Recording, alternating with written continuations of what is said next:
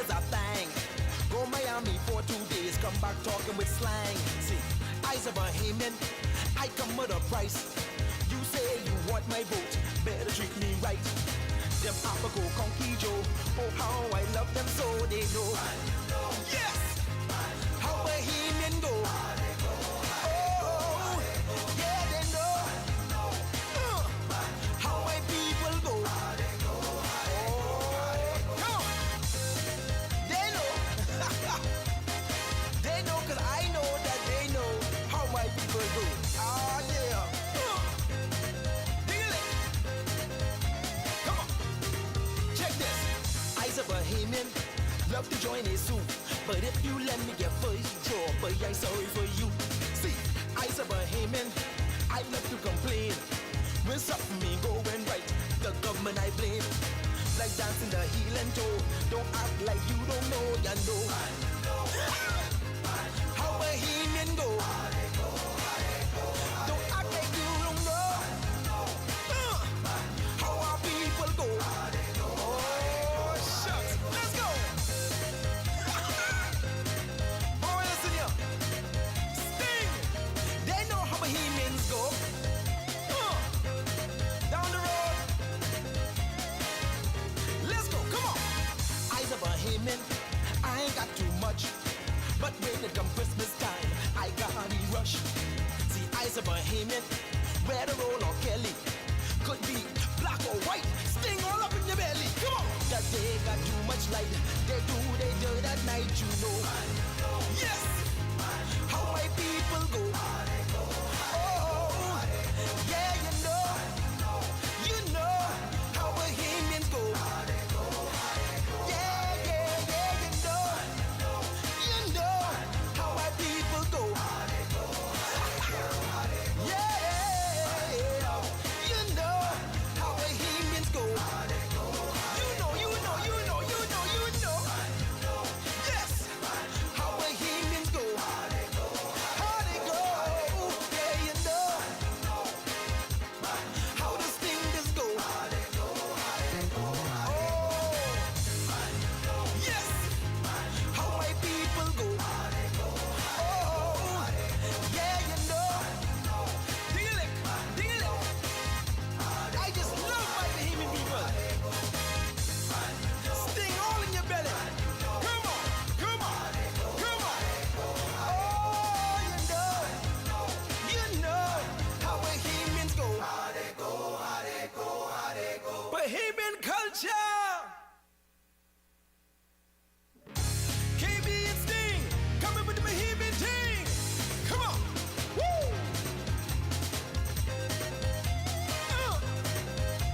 Oh yeah.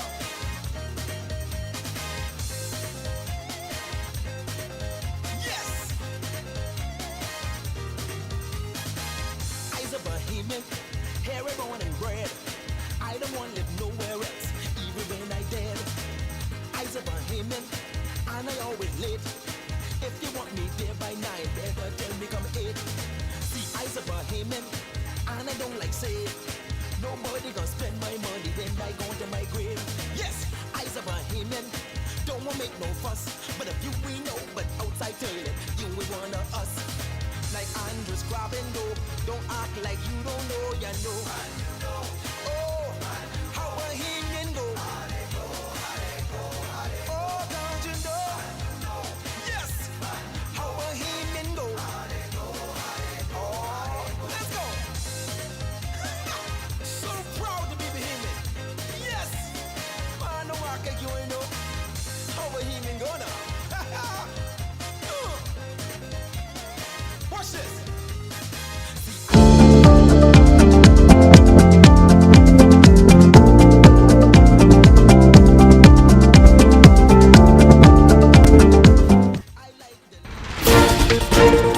Tonight, a teen girl slapped with 3 murder charges. We've got the latest from the courts. Also, beach vendors in protest mode after a fence is erected, but tourism officials say not so fast. And later, opposition leader, he shuts down critics concerning his leadership. Eyewitness News starts now.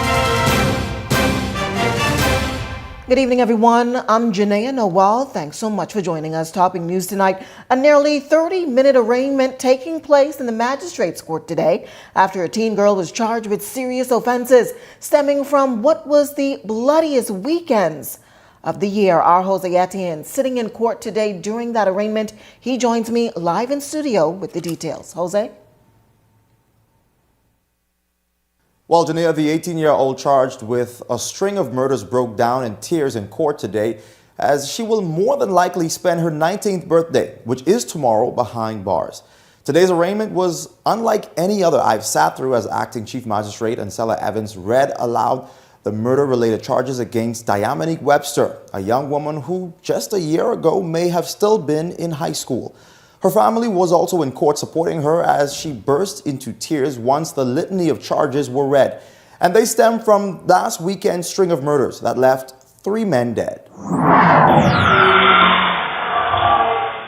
That clip captures the aftermath of a brazen deadly shooting on Gladstone Road that Webster was allegedly involved in, which left Eric Stewart dead on Saturday, August 22nd. Police say Webster was the driver of that stolen white Nissan Cube that was also occupied by her male accomplices who police say carried out the deadly attack. She's also being charged with the attempted murders of Police Constable Len King and Defense Force officers Reynaldo Pinder and Loricus Ambrister. The attempted murder charges stem from a high-speed chase during which the suspects allegedly opened fire on officers. Webster was captured hiding under a bus while her alleged accomplices managed to escape. Prosecutors also charged the teen with possession of firearms with intent to endanger the officers' lives. Firearms that police say include 2 rifles and a handgun. She was also charged with the possession of those unlicensed firearms and possession of ammunition. Now, that incident unfolded just after midday, but police allege it was already Webster's second murder for the day. Minutes after 7 a.m., prosecutors say the teen and others shot and killed Samuel Pascal, a father and husband who was gunned down inside his Joe Farrington Road home.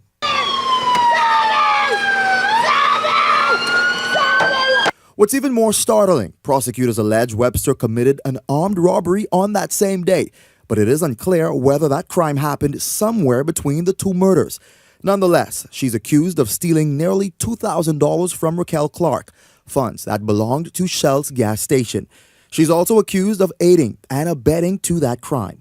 But police allege the deadly string that Webster's allegedly responsible for began Friday afternoon, August 21st, when a brazen Soldier Road shooting claimed the life of Kimbo Guerrilla, setting off a chain of violent events that would leave 3 men dead.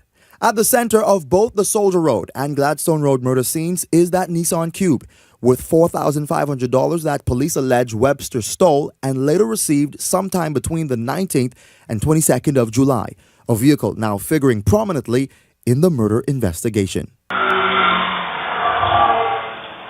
Now, today's arraignment raises questions over whether the murders are connected. But as for the stealing and receiving charges, which Webster pleaded not guilty to, her trial is set to begin February 25th of next year.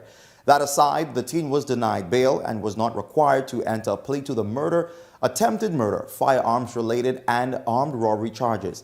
She is due back in court on February 18th of next year for the presentation of the voluntary bill of indictment, and until then, she will be held behind bars on remand at the Bahamas Department of Correctional Services. Now, hanging over today's arraignment is a critical question. Was Webster hit with this stacked list of charges because she is alleged to be, at this stage, the only one captured and charged, potentially bearing the brunt of her alleged accomplices' actions? Or regardless of whether those other suspects are ever caught, do the charges against her stand on their own merits? That is a question that will ultimately have to be tested in court. For now, I'm Jose Etienne. Back to you, Janelle. Thanks so much, our Jose Etienne, joining us live in studio tonight. Meantime, a Grand Bahama family is mourning. Police say a 1-month-old baby boy was found dead inside his playpen by his father early Wednesday morning. The infant's father reportedly found him lying face down and unresponsive shortly before 2 a.m. and rushed him to the Rand Memorial Hospital. Medical personnel attempted to revive that child. He was later pronounced dead. Police say foul play is not suspected at this time. An autopsy will be conducted to determine the exact cause of death as investigations continue. Back here in the capital tonight, longtime beach vendors are pleading with developers and government officials not to have that fence erected and stay in place in the middle of the shore they used to bring in business for years. Our Danielle Dean has the details in this report. Why the Bahamians can't get rich in their own country? I feel like our business is supposed to pass down to our children and our grandchildren. The government ordering a halt to construction of a fence being erected along Cabbage Beach after vendors confronted contractors working at the site. The fence allegedly marks the boundary of the new $300 million Ocean Club Four Seasons development. But for vendors who have made their living on this beach for years, the concern is what the boundary could mean for them. Less space to operate, restricted movement, and ultimately less money in their pockets. For 36-year-old Rashonda Key, that threat is particularly personal. Key, who is quadriplegic, says she's not looking for a handout, but she wants the opportunity to continue the business she has operated on Cabbage Beach for the past 18 years. All I see is they start putting the posts by the water edge. No way I could go by the water edge because I can't walk, so definitely I can't swim. This is where we work. This is our bread and butter. This is all that we know. Somebody's 15, I've been on Cabbage Beach. I never really had no other job than this. I come fresh out of school out to this beach to me good. It's been changed my life in a solid direction. Vendors say that the company began construction of the fence just a few days ago, unbeknownst to them. And as you can see, this is where the fence currently stops. But there are poles down along the beach that indicate that this project is going to be continued. This latest fence is now reviving that same fundamental question, where private property ends and the public's right to access the beach begins. Bahamian law protects public access to the foreshore, but questions are now being raised over exactly where this fence sits in relation to that boundary, particularly as vendors point to the reach of the water at high tide. The owner of Reliable Fencing, the company contracted to install the fence, declined to comment on the dispute, saying only that his company was hired to do a job. Wasley Construction Company is allegedly responsible for the project. The Eyewitness News attempted to reach the company but was unsuccessful. Reliable Fencing workers, however, were back on site Thursday, prepared to continue the work. When they got the approval, they have survey points. That's what they use. I have nothing to do with the approval process. I just do the fencing. And the fence isn't only getting the attention of vendors. One frequent visitor from Detroit, Michigan, who watched the dispute unfold, says it could also change how visitors experience the beach. Coming here, seeing this fence is like deterring. It's an eyesore. And for it to be like a beautiful beach, I think it should be like free for everyone, especially tourists. Because I sure won't be back if I have to pay, and I sure won't be back if I have to go through a fence. Eyewitness News also reached out to tourism officials who have promised a written statement, but for now construction has been stopped. For vendors who have fought battles over Cabbage Beach before, the larger fight over access continues. Danielle Dean, Eyewitness News. Freetown MP Lincoln Deal paying Cabbage Beach vendors a visit today amid the heightened tensions between the vendors and that fence contractors. Deal highlighting the law surrounding the project, calling on government to make sense of why the green light was given. We're going to advocate on their behalf. Tourism is our number one industry.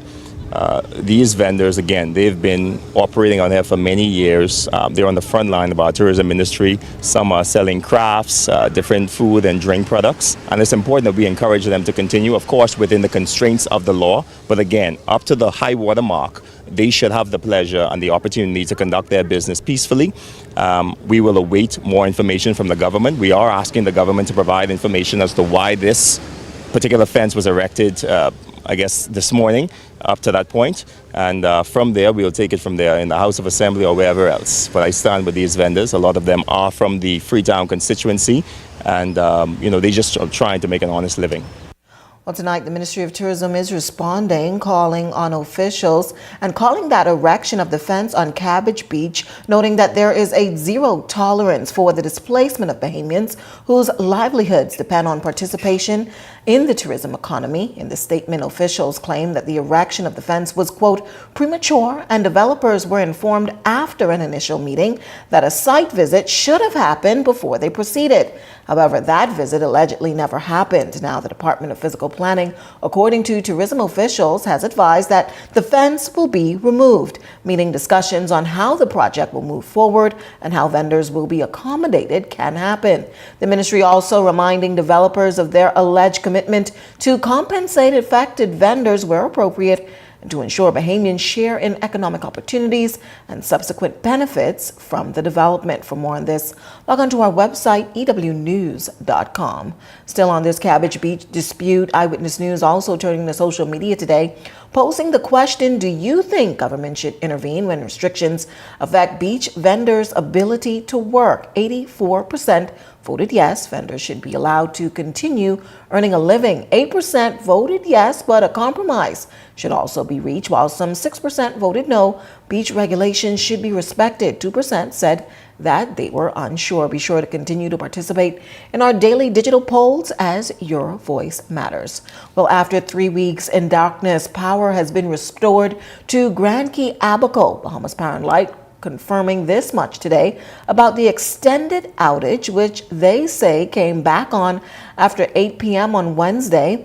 Marvin Green, BPL Northern Regional Manager of the company, says they're now moving to expedite a long-term generation project that will be aimed at increasing capacity, providing backup generation, and improving reliability on the key.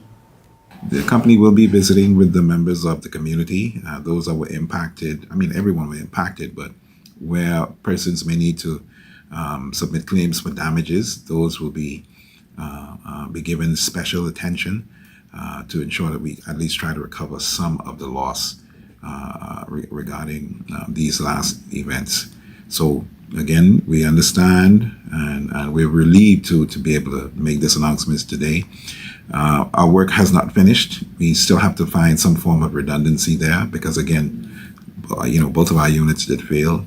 Two brand new units that were under warranty are still out for repairs, and they haven't been repaired as yet. On to some other news tonight. Some 104 Haitian migrants sent back to Haiti after authorities found that they'd violated the country's immigration laws.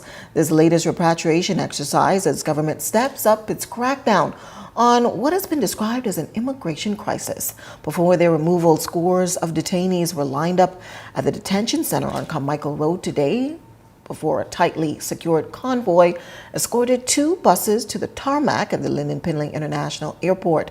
Assistant Director of Immigration Chad Adams says the group was apprehended across several islands, highlighting the widespread nature of enforcement efforts. 76 adult males, 27 adult females, and 1 minor female. All of these individuals would have been apprehended throughout the Commonwealth, which would include Grand Bahama, Abaco, Bimini, New Providence, Eleuthera, Exuma, where we have a lot of persons that are overstaying, whether it's by their visitor's visa or by their work permits. We would encourage those individuals to leave the country voluntarily. We can increase our operations, and as long as you come into our custody, you will go through due process, which means you will go before the courts, and whatever the courts decide, that is what you will have to be facing. While street-level enforcement remains a key part of government's response, immigration officials say the impact extends beyond the streets. Repeated repatriation exercises, they say, are also easing the long-standing pressure on the detention center, where overcrowding has remained a persistent challenge. We are increasing in our refurbishments at the detention center. At this present time, we are basically almost empty because of this repatriation exercise. We avoid overcrowding, so we consistently do repatriations. Sometimes you will not see all the big repatriations like today, the large ones. Sometimes you have small ones, 14, 15, and they're leaving out on various charters or Bahamas Air itself. And so, we consistently repatriate persons on a daily basis, and that's all nationalities, not just Haitian nationals, Dominicans, Haitians, Brazilians. Minister of Foreign Affairs Fred Mitchell reacting to that CARICOM election observers mission report, their concerns about xenophobia that was targeted at Haitian nationals, specifically during the election cycle. In our country, immigration is a fracture line, and I think that's going to continue to be the case going forward. While Mitchell also highlighting his belief that both the Bahamian people and government have a general respect for migrants despite the differences. Suffice it to say, at the official level, we do our best to ensure that the standard which obtains throughout the country, and I think this is largely true of all of our citizens, that there's a respect for people regardless of race, color, creed, or national origin. And that remains our position, and we will continue to say that that ought to be the case. Meantime, in news from the political arena tonight, following a crushing election defeat, former Prime Minister and former leader of the Free National Movement, Hubert Ingram, called on the party to find someone who could win. It's put the current party leader, Michael Pintard, on the defense. But the current FNM leader is making it clear tonight he's not ready to surrender. Arlington Ritchie Jr. has the details in this report. Free National Movement leader Michael Pintard is firing back at former party leader and Prime Minister Hubert Ingram, taking issue with comments that appeared to challenge his leadership, saying the time of Ingram's remarks was simply not appropriate. I would not make those comments in that setting. It's not the appropriate setting for those comments, particularly since you have multiple opportunities to say that to an organization that holds you in reverence. After backing Pintard to the 2026 general election, Ingram seemingly had a change in heart while speaking at an event to observe the anniversary of the party's 1992 election victory, calling on party officials to, quote, find someone who could win. Since Pintard took the helm of the party, his record reflecting 2 by-election defeats, first in West Grand Bahama and Bimini in 2023, and again in Golden Isles 2 years later. Then came the 2026 general election, where the PLP secured 33 seats to the FNM's 8. However, despite the electorate having its say and inside debates surrounding the consideration of new leadership for the party, Pintard says not now. The convention will ultimately make the decision. And do I believe I remain the best option for the Free National Movement? I do. Citing his loyalty to the party, choosing what he says was best for the party and not his own political advancement, Pintard reflected on 2 instances where Ingram had selected him to run against both former Prime Minister Perry Christie and Prime Minister Philip Davis in what's known as political suicide.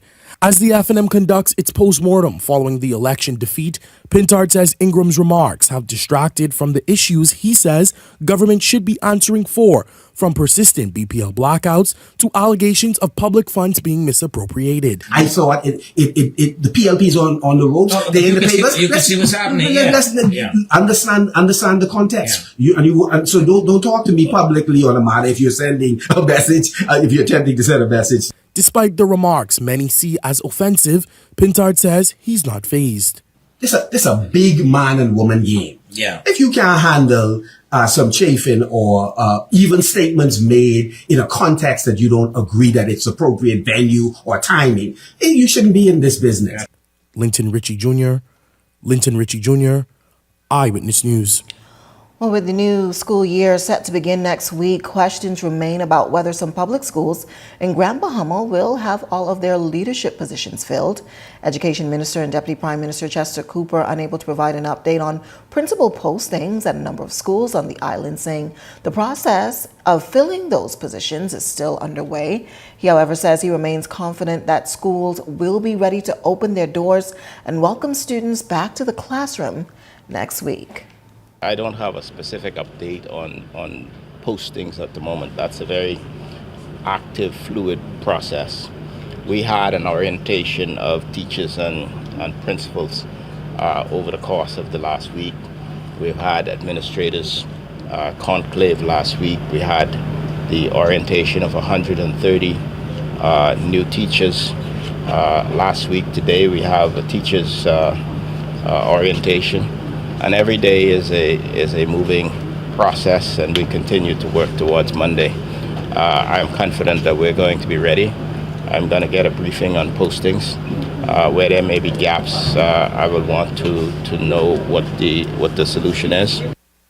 This is Cooper and other education officials toured schools this week to ensure their readiness for the opening of the school year. He says his teams are working around the clock to make sure they are prepared. He also acknowledged that some teachers have yet to receive their official letters. The education minister says many are still moving through the required administrative channels.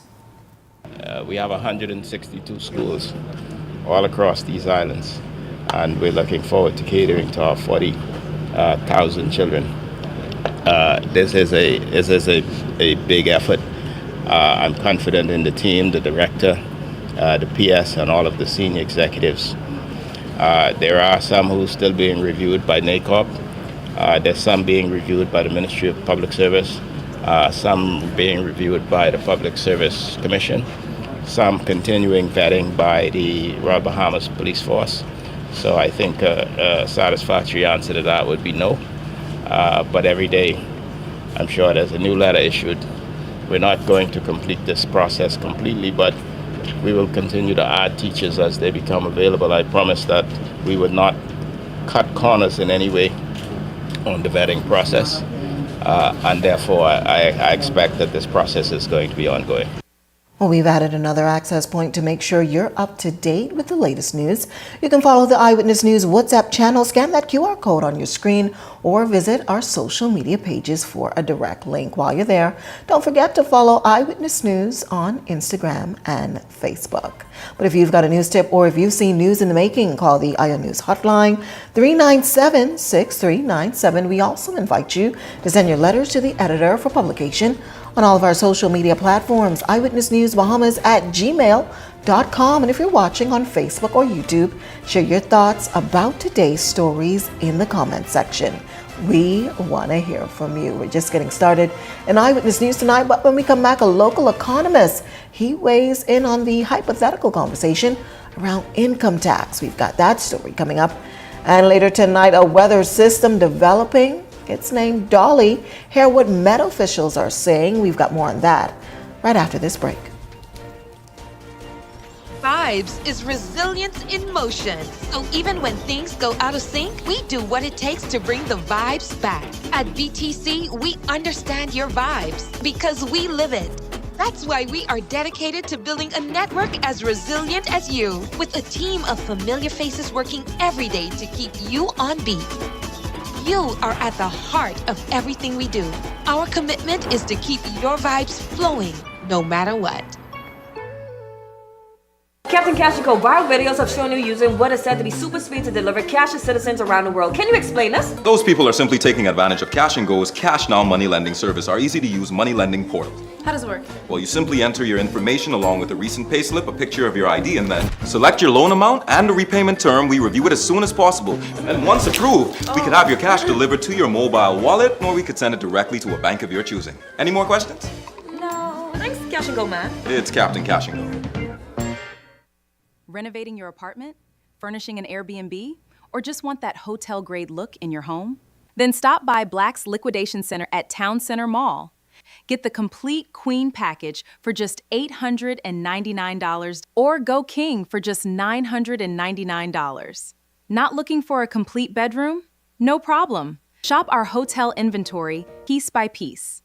Ceiling fans for just $40. Love seats for $150. Bed benches starting at $50. Floor lamps for $65. Nightstands starting at $60. Queen headboard and frame sets for just $175. Plus mirrors, desks, king mattresses, king headboards and frames, and so much more. Whether you're furnishing one room or an entire property, we've got liquidation prices on quality hotel inventory. And yes, local delivery is available. Visit Black's Liquidation Center at Town Center Mall or call 359-2372 today. It starts with the school bell. Then comes the running, the noise, the mess, the whole crew coming over. It's the beautiful chaos of after school. But when hunger becomes one more thing to handle, you got this. Grab the KFC Back to School bucket. Get a free KFC fan while supplies last and scan your receipt for your chance to win a fully loaded KFC backpack. KFC, it's finger-licking good. This segment of Eyewitness News is brought to you by EV Motors Fleet Sales Division. For 2026 commercial vehicles, call 821-2403 today. Welcome back. Here's a look at your Eyewitness News gas tracker. You're getting the cheapest tonight at Esso, $6.60. Rubis coming in at $6.89. Shell tonight nearing $7, $6.95. Those are your local prices at the pump. Welcome back. While government has shut down assertions that its new one tax system could pave the way for the introduction of an income tax. Many believe it's not far from possible consideration. Our Janelle Longley sitting down with a top banking chief this week who explores what that regime could look like.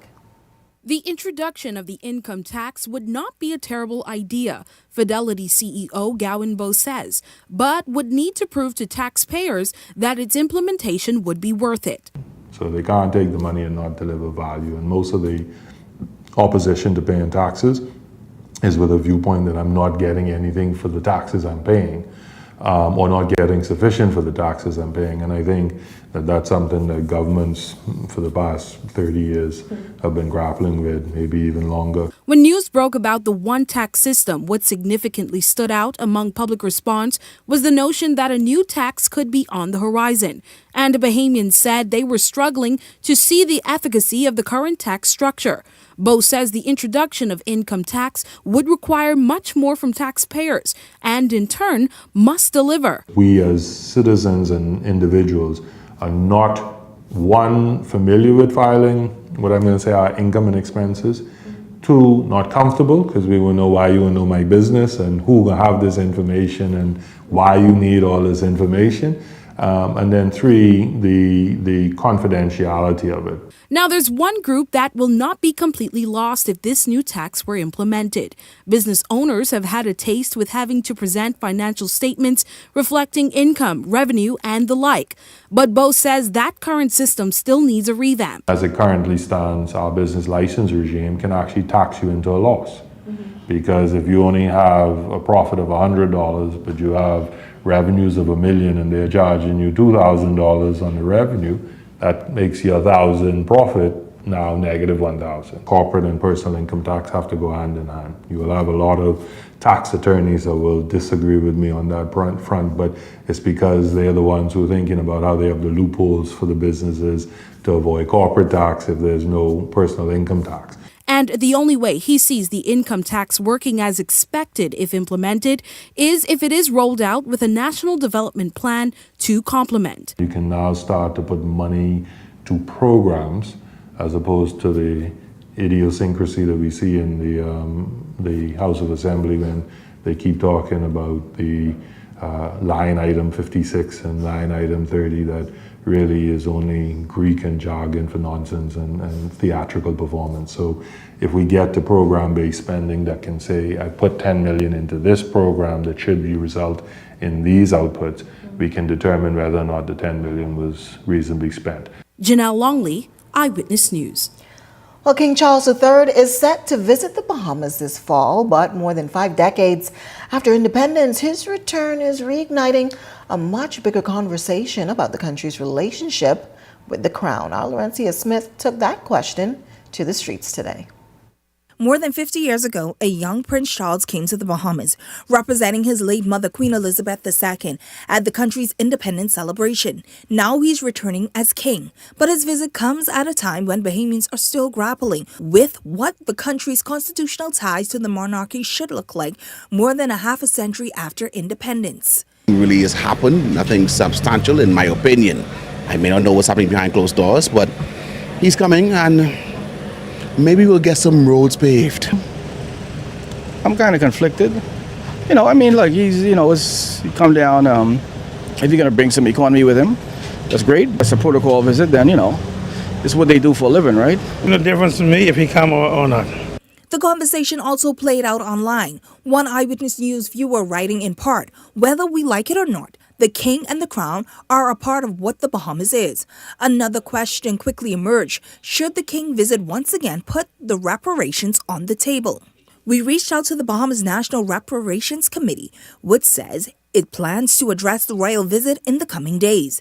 The committee also was vocal back in 2022 during the visit of Prince William and Princess Kate, then the Duke and Duchess of Cambridge, questioning what tangible benefits Bahamians would see from the royal tour. King Charles and Queen Camilla are expected to visit the Bahamas before traveling to Guyana and Antigua and Barbuda. As the head of the Commonwealth, King Charles is also the Bahamas head of state, a constitutional relationship that remains in place since independence. But for some residents, more than 50 years is long enough. Away from us making decisions from us. So as far as I'm concerned, we should have been, when we got independent, we should have been then. That's a majority question. That's a referendum question. That's a question that majority should decide, something like that. And I'm sure as time goes on, people become removed. It's become removed from our system. Being that we're an independent country, we should stay independent. We should be independent, not stay, be independent, and embody that meaning of the word. So we should break away from that connection. The royal family's connection to the Bahamas spans generations.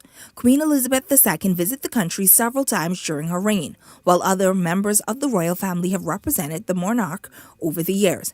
But this visit will be different. The man who came here as a prince of the birth of an independent Bahamas now returned as its king. Now the king is expected to visit the Bahamas between October 27th and November 4th. Laurencia Smith, Eyewitness News. Well, with government also gearing up to receive King Charles III in 2 months after the royal announcement just earlier this week, Foreign Affairs Minister Fred Mitchell, who has historically called for the Bahamas to sever its tie with the monarch, could only say very little about the visit, including itinerary details and the cost to government.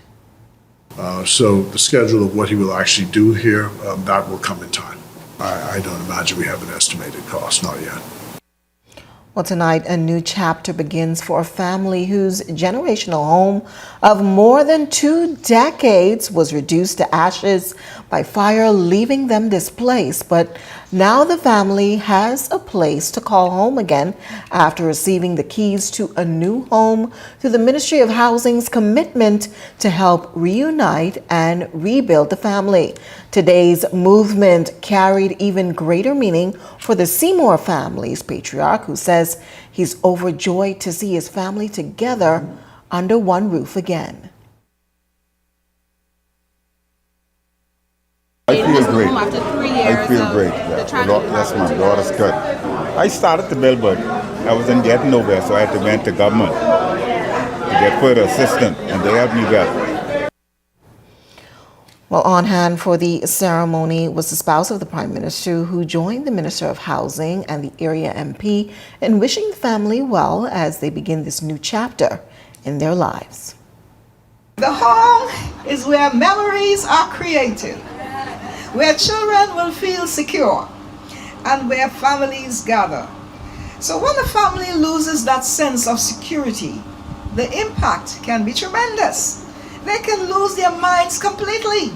So here we are, housing affecting mental health. If you don't have good housing, you can lose your minds. This family lost its home and everything to fire. And anyone who has ever owned a home or worked and sacrificed to build one can understand just how devastating that must have been. The Member of Parliament, the Honourable Glenys Hannah Martin, became aware of this situation and did what those of us in public life are supposed to do. She helped. Today we celebrate restoration, generosity, the activation of a minister who understands our mission is to serve the interests of our people and nothing else. Meantime, forecasters monitoring the developments of Tropical Storm Dolly, is the 4th named storm of the Atlantic hurricane season. As of this morning, the storm was about 1,555 miles east of the Leeward Islands, with maximum sustained winds of 40 miles per hour, and is currently on a western track at 24 miles per hour. There's no immediate impact or threat to the Bahamas, but local weather forecasters are still encouraging Bahamians to monitor the system and continue to be prepared for the upcoming busy season. This is a development we will continue to follow. Still to come in Eyewitness News tonight, the Department of Corrections Second Chance program has successfully completed another cohort. We've got the details on that coming up, but here's a check on your extended weather forecast.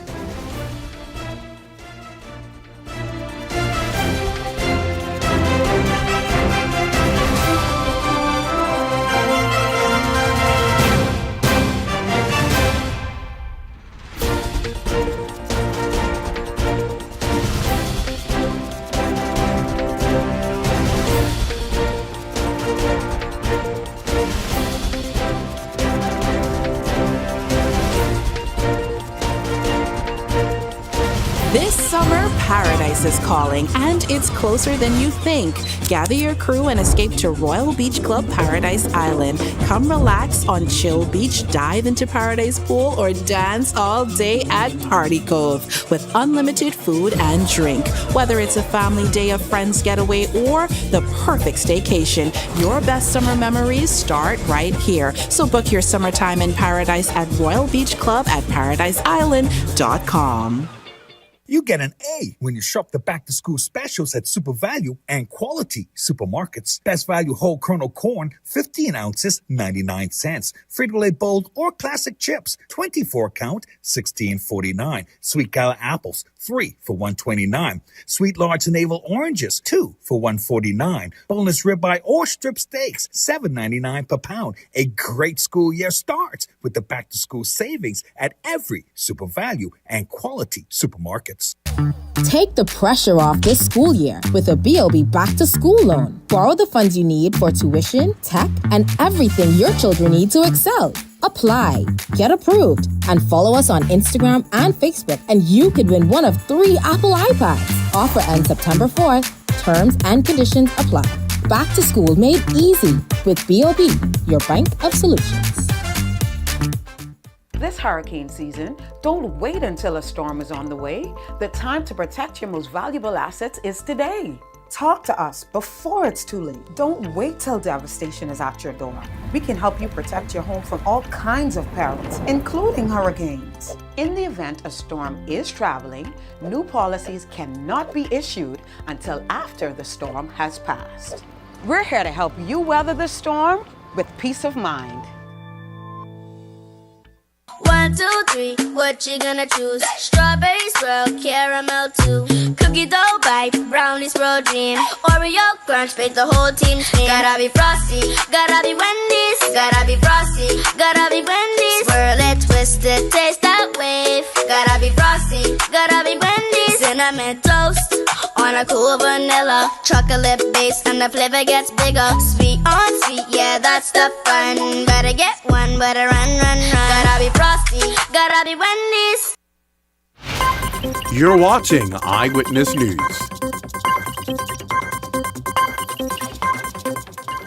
Welcome back. Well, the partnership between McDonald's Bahamas and St. Andrew's Presbyterian Kirk continues to make a difference as organizations come together for the annual Back to School event. The initiative welcoming students to the Kirk with 20 volunteers and Pastor Jude Vilma on hand to help make their day a special one. It's just in time for the new school year.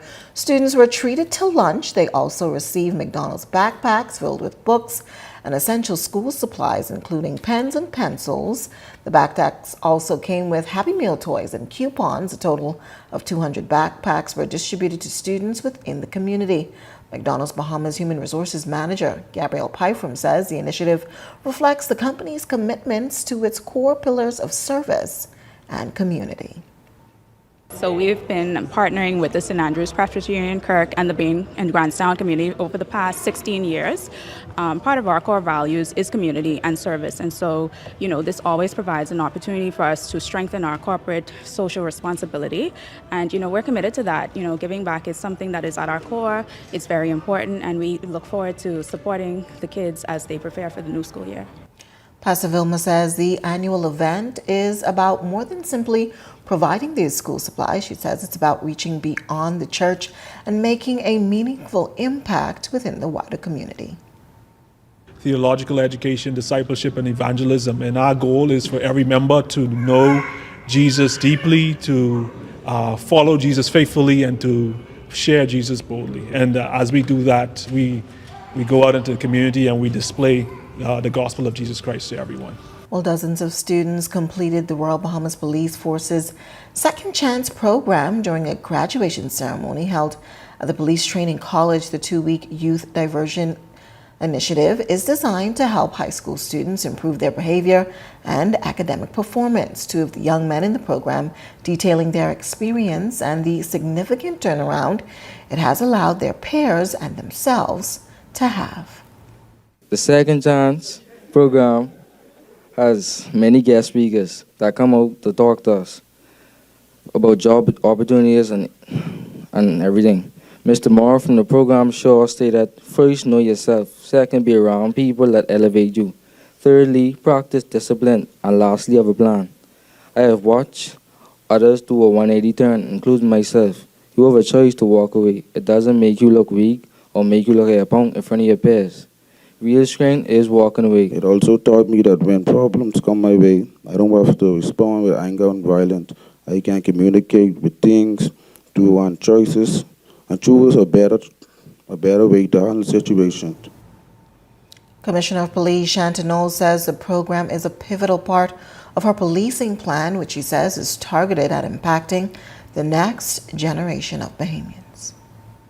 From 2022 through 2025, approximately 155 young people have passed through this program.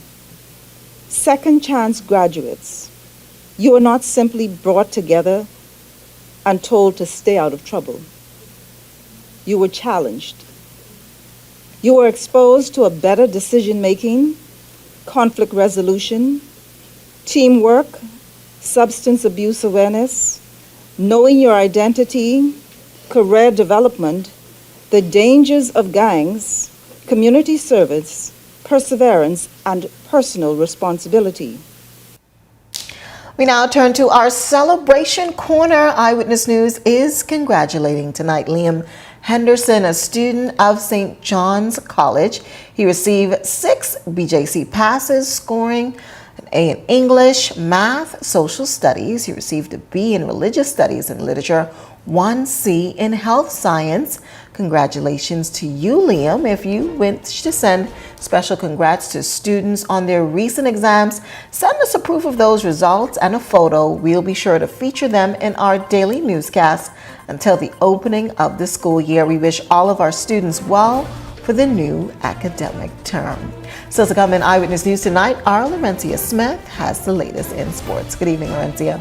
Good evening, Janaea. While it's good to have you back in tonight's Sports Roundup, we're bringing you the latest from Team Bahamas as they're facing off against Uruguay. And I have a special feature. I'll tell you more about it straight ahead in sports. Tourism today, Bahamas tourism today.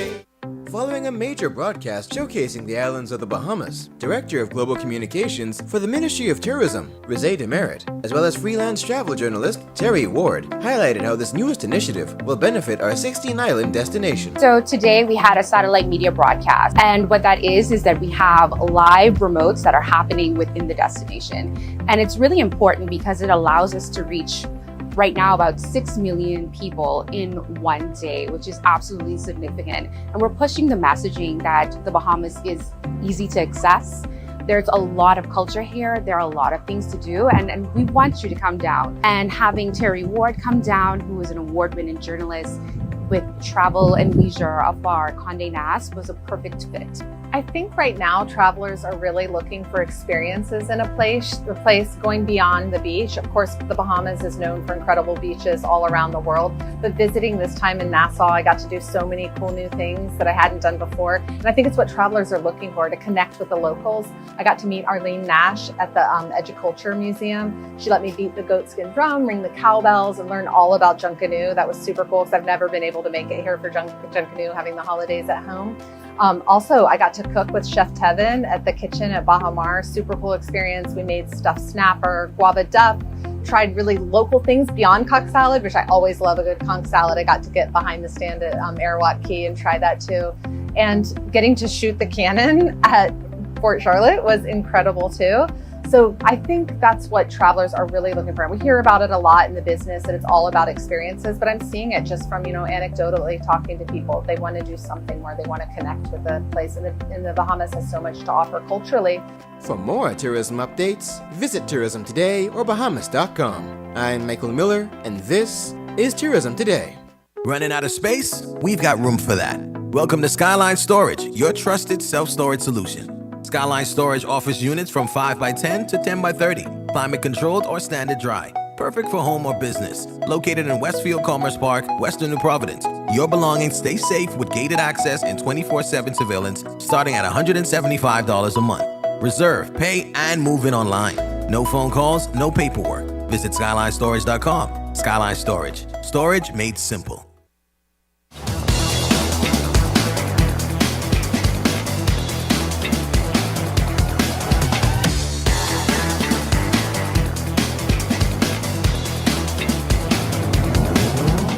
Eyewitness Sports is brought to you by 103.5 The Beat.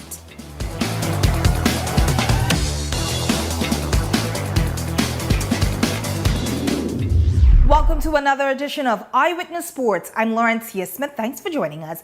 Kicking things off in sports at this hour. Right now, it's game time for Team Bahamas.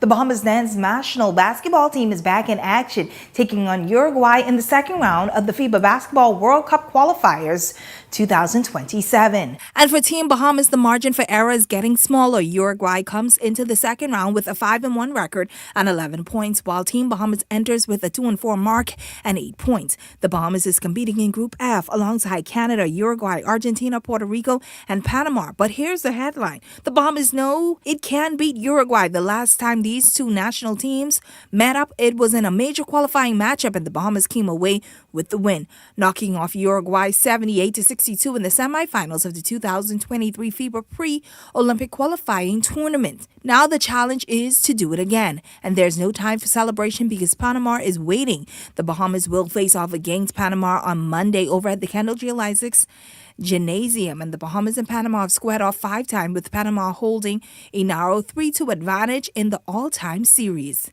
Every game matters. The road to 2027 is heating up, and the Bahamas is right in the fight. Stay tuned, and we will bring you all of the highlights and reaction from tonight's matchup against Team Bahamas and Uruguay. Recently, the 36th annual U.S. Open Judo Championship took place over in Fort Lauderdale, and the 242 was represented by the Eastwood Judo Club. Bahamian judo athletes stepped onto the mat ready to test their skills, strength, and technique against some of the best competitors from around the world. For Eastwood Judo Club, it was more than that. It was simply showing up and delivering its best performance, according to Sensei Munnings. Kids worked very hard well prepared before they went off with this competition. Not all won medals, but the ones who did not, they made it to the medal rounds, just unfortunately didn't make the medals. The U.S. Open is a stepping stone for most Olympians. A lot of Olympians were there, and a lot of Olympians came out of that competition. In fact, Xavier Johnson right now, the first medals was at the U.S. Open. Eyewitness Sports Desk spoke with several of the athletes who competed across the IJF Junior and Cadet competition. A lot of people may doubt my strengths and think because I'm a girl I can't do it, but I'm just here to prove everybody wrong. The competition was great, just that I feel like I could have done better, but I was satisfied with what I came out with. Great tournament and very exciting because it's different people that I'm fighting. Well, congratulations to our young athletes from all of us here at Eyewitness Sports. Well, that's a quick look at sports at this hour. I'm Laurencia Smith. Stay tuned for more news on the other side of the break. Think you know a lot about money? Then prove it. What if one sound could win you big cash? Listen carefully. Then tell us exactly how much money went through the machine. One guess, one sound, one chance to win. Listen, guess, win. It's the sound of money. Brought to you by 103.5 The Beat. Powered by Island Lux Quick 5.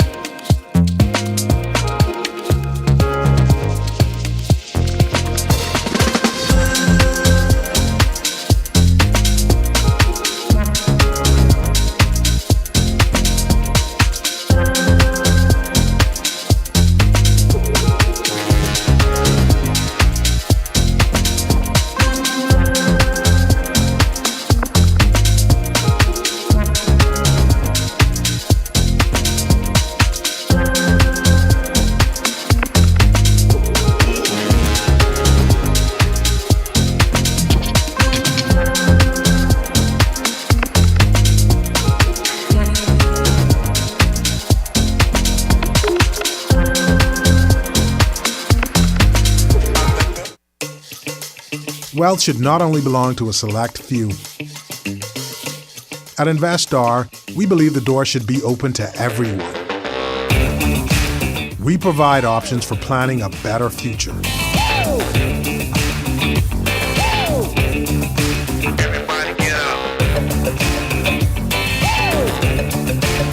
Our investment funds are designed to assist you in reaching your long-term financial goals.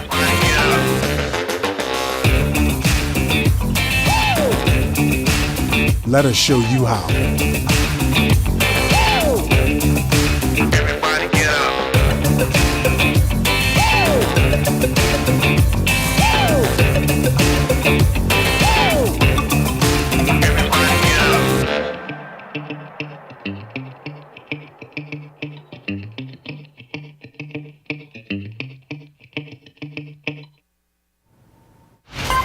You're watching Eyewitness News. While the search continues for a new co-host for Eye on the Nation, fourth contestant Shamar Nottage appeared on the show earlier today. But if you missed him, you can re-watch the show on ILTV and also tune in tomorrow at 4 p.m. to catch Stephen Hanna, who's up next in the contest. Also, don't forget to participate in the voting process by sharing your comments in the live stream while the competition is on. There is still time for those of you who are interested to try out to be the new co-host. To apply, send your resume, a recent photo, along with a 1-minute video telling us who you are and why you should be the next co-host of Eye on the Nation at hr@ilstudios.com. That wraps up news tonight, but coming up in Beyond the Headlines with Shanique Miller, it's national issues from a youth perspective. That's coming up in Beyond the Headlines. It starts right after this. That does it for us here at Eyewitness News. It's certainly been a pleasure having you in our company tonight. On behalf of the entire news team, I'm Janae Nawal saying good night and be safe, everyone. Edenwell has expanded their testing menu. We now offer blood work, drug screening, and so much more. Our hours of operation are Monday to Friday, 7 a.m. to 5 p.m., and Saturday, 8 a.m. to 1 p.m., located on 11 Madera Street. We are here for all of your laboratory needs, with fast and reliable lab work done by our friendly and knowledgeable staff. Let us help you take the needed steps to stay in the know about your health. Let's keep working towards a healthier you. Stay Eden well. Welcome to Paradise Premium Foods, where exceptional taste meets everyday convenience. Right in the heart of Hurricane Hole Plaza, whether you're planning a beachside brunch, an intimate dinner, or simply restocking your favorites, we offer only the finest selection of local and imported goods, handpicked for quality, freshness, and flavor. At Paradise Premium Foods, shopping is effortless, service is personal, and every visit feels like a treat. From gourmet meals to go to organic essentials and indulgent treats, this is your neighborhood market elevated. Live well, eat better. Discover Paradise Premium Foods, now open at Hurricane Hole Plaza, Paradise Island. Paradise Premium Foods. Taste the difference. So you want a space, but not just any space. You need something with a little more potential. So how about 1,000 square feet of room to play with? Superb audio and video production capability, digital LED wall, full lighting grid, and about 124 seats to accommodate a full studio audience with so many other features. Make us your home for your next concert, conference, and so much more. Honestly, the possibilities are endless. Here at ILTV Studios, we'd love to bring your next event to life. So what do you say? Do you want our space?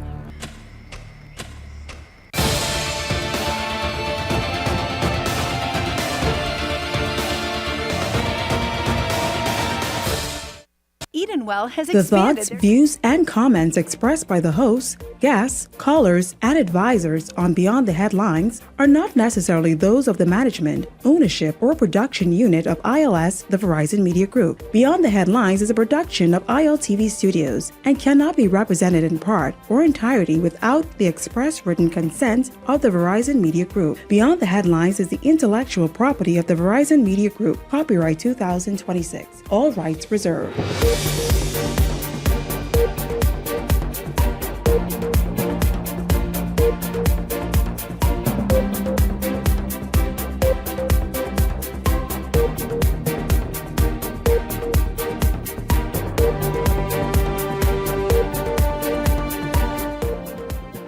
Coming up tonight, as the Ministry of Education works to fill the gaps created by the teacher shortage, the focus now is on the shortage of principals. This from Education Minister Chester Cooper today. The youth panel is here tonight and they speak about the state of education, where the loopholes are, and how do we fix it. Later this evening, the Italian Bahamas Foundation and Cafe Matisse continue their joint effort to expose Bahamian artists to the world. A new opportunity is happening in December. You want to tune in and hear how you can benefit. This is Beyond the Headlines. Good evening. I'm Shanique Miller. It's great to have you along this evening. Education Minister Chester Cooper says there is a principal shortage that now exists.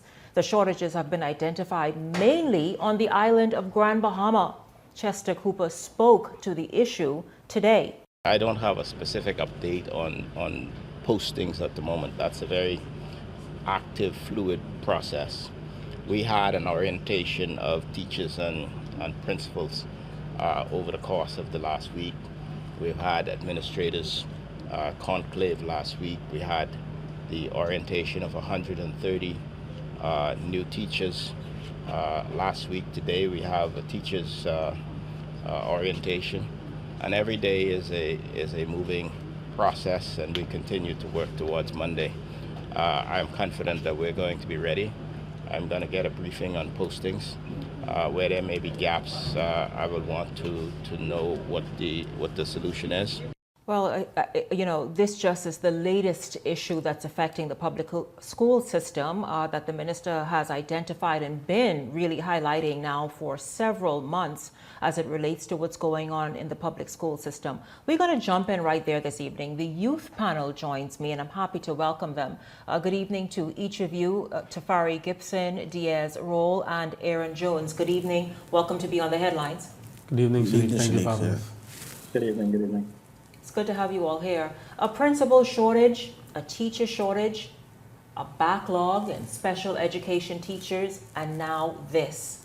Gentlemen, what does this say or point to in the public education system that you can sort of speak about and that your groups have been talking about in the last several weeks? Shanika, I'll say to address the principal one first. Right? I think it's very important within the Ministry of Education to create systems of succession, right? Even from my school time, I know many teachers from that time and in present time that would make wonderful principals and have the administrative capabilities to do so, right? The question just is, how can the Bahamas government and the Ministry of Education put proper measures in place to supply itself, right?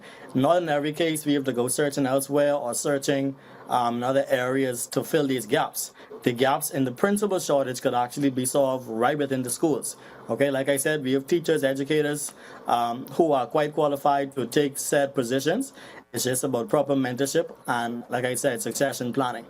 Proper mentorship and succession planning, you say, Aaron. But if they were there, why aren't they being utilized? Why aren't they being promoted to such levels? We heard about the 300 teacher gap, the shortage that's there. You really believe then that there is a cohort of educators right now sitting on the sidelines, gentlemen, waiting to be promoted and not being promoted? Diaz, what are your thoughts? Well, I feel like the ministry needs to get real serious about our education system. Now, like you said, we have a gap of 300 teachers that need to be in our school system. Our principals need to be there. Our principals need to lead our teachers and hold them accountable. They need to lead our students, and they are there to give direction to the school. Yeah, to the entire campus. Yes. To steer the course of how that campus will move forward in a given school year. Yeah. So our education officials really needs to look at, all possible ways to get those teachers, get those principals in the schools, because you can see that they are affecting the morale, they're affecting academics, so forth. I don't know if you get principals in schools. See, it's not like recruiting teachers. I feel as though principals come out of those who are already in the system. What happened? Is there a lack of experience, years, qualifications? Like, Tafari, your thoughts? Yeah, Shanique, I think, principal shortage is just as bad as the teacher shortage, right? If we constantly have vacancies where principals are supposed to be, we will start to lack consistency and accountability in these schools, right? You know how bad it is that you are lacking principals now? The question now is, what are we doing to advance these teachers to the level of, senior mistresses or administrators in these classrooms? So now we have to start, like Aaron says, making succession plans. How do we empower our teachers to take over in these positions? Yeah. It seems to me like you all think everybody's entitled to, how do we get them there? I feel as though you must work to get to the level of senior mistress, senior master, principal. As in anywhere else, nobody is giving free gifts out anywhere. And so this issue, like the teacher shortage, must be addressed. Well, let's move on to the teacher shortage. We know that just over 100 Bahamians have re-entered the system. Those who have retired, they heeded the minister's call that he was making for several weeks at one point, and we now understand more than 100 have turned up. They are now sort of re-indoctrinated back into the public school system. Your thoughts on those new re-entries, returning from retirement or whatever it is that however they left the public education system before, but now they are back there this school year? Well, Shanique, first of all, I'll say I'm very happy to see that Bahamians understand the role they play in shaping the next generation of leaders. And so to those more than 100 teachers that have rejoined the workforce, that have come back to educate our students and prepare future leaders, kudos to them, right? I think now it's about working with these educators and past, present, and current educators in how we can play a bigger role in the education system, right? So we're getting these teachers back. We don't want sometime down the line for the same things to reoccur. I think. What do you mean, Aaron? So when I say that, I mean we think about this in a policy kind of way, and those questions are: why were teachers leaving the workforce in the first place? Why don't educators want to stay in the education system? Is it the salary? Is it the working conditions? Is it the level of advancement? And so these are very key factors that play a role in why they left, right? So we're getting them back now. Awesome. We're getting more. We're adding more. We're filling that gap. But the question is, how do we remain in a position where our teachers want to be in the education system and our students benefit from it equally? Well, let's be minded now and mindful that a number of them retired. They worked there 40 years, whatever it is, and they gladly retired, and rightly so. Now they're coming back to give back and continue to serve in that capacity. The thing is, though, and for however long they're going to be there, that's good. I am not a proponent of retiring at 65. Why? Or 60, whatever the age is, when you can really continue to make a contribution to years. So the thing is, though, how do you continue to attract qualified? Because what is it that we expect from the teachers who are re-entering? Those who have retired. And you talk about people and why they leave in the system. We know why. Come on. But I imagine if you speak with teachers anywhere in the world, they will tell you their pay is not enough. Even in the great United States, where many of our teachers are being enticed to go because the pay is better. But over there, they would say to you, and obviously they have a teacher shortage because they are going out shopping elsewhere. So they would say to you in America, oh, teacher salaries are nothing. But to us, it's a pot of gold. So my thing is, what do we expect from those who are re-entering the system? Remember, they've been there now. They've been there for years. They're tired. They're happy to be out. They know the system. They know the challenges of education. They know how the wheels turn extremely slow, all the rest of it. What do they need to do as they are now back? Well, they need to give guidance to the younger teachers now. They need to say this is how it's done. Yes, this is how it should be, but the system is flawed. That is evident. So you have to work around, and it starts to show that some of these new teachers do not know how to do that. They need guidance. They need. So you're saying don't be in a hurry, as we appear to be in the Bahamas, to get rid of experience. I feel like that's our problem. Now, like you said, the age shouldn't be 60, 65. You have so much experience, people here, or so much knowledge to have right here, that you're gonna send them sitting on their couches watching the news every night.